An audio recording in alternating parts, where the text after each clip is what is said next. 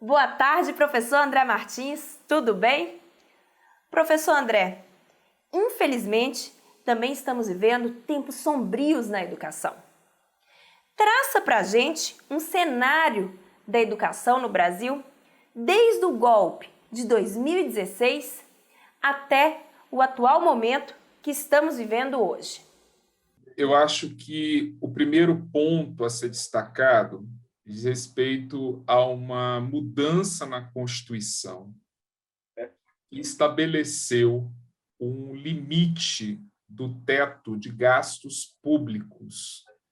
A emenda que nós passamos a denominar como a emenda constitucional da morte, porque ela congelou os investimentos sociais em saúde, educação, assistência, previdência, trabalho, enfim, conjunto de programas sociais, afetando fortemente a educação. Essa foi uma medida muito impactante para a educação por conta dos desafios que tínhamos que cumprir em relação ao Plano Nacional de Educação. O segundo grande golpe que tivemos foi uma alteração no ensino médio, chamado de reforma do ensino médio, mas que, na verdade, se trata de uma contra-reforma. Por que uma contra-reforma? Porque ela destrói o ensino médio ao invés de melhorar o ensino médio.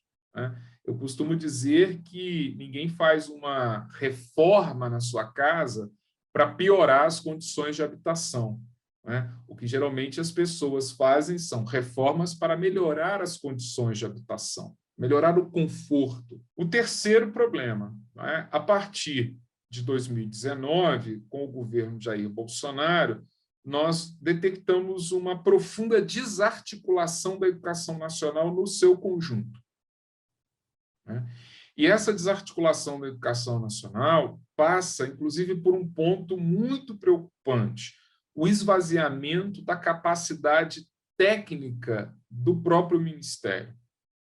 Então, dois exemplos. O primeiro deles diz respeito à questão de 1 bilhão de reais que foi destinado ao MEC em novembro do ano de 2019, que era para ser gasto em 2020, e o MEC não conseguiu gastar esse recurso. Não conseguiu planejar a execução orçamentária. E esse recurso foi perdido. E o mais recente, então, quer dizer, com detalhe, Leila, que eu acho que é muito importante que os nossos ouvintes saibam disso. Em 2019, o MEC tinha sofrido cortes por ordem do ministro Paulo Guedes. Então, vários programas do MEC que afetam diretamente a educação pública sofreram, então, cortes de recursos. Essa verba que chegou em novembro permitiria, então, recuperar com um dinheiro novo aquilo que havia sido cortado. Mas o ministro, à época, não coordenou a ação. E o MEC tem técnicos muito competentes, técnicos que são técnicos funcionários de carreira e que foram retirados dos postos e colocados pessoas que não conhecem minimamente do planejamento. E esse problema se repetiu agora, nesse mês, agora no mês de março, quando o MEC errou a destinação de verbas do Fundeb. Então, o que está acontecendo hoje?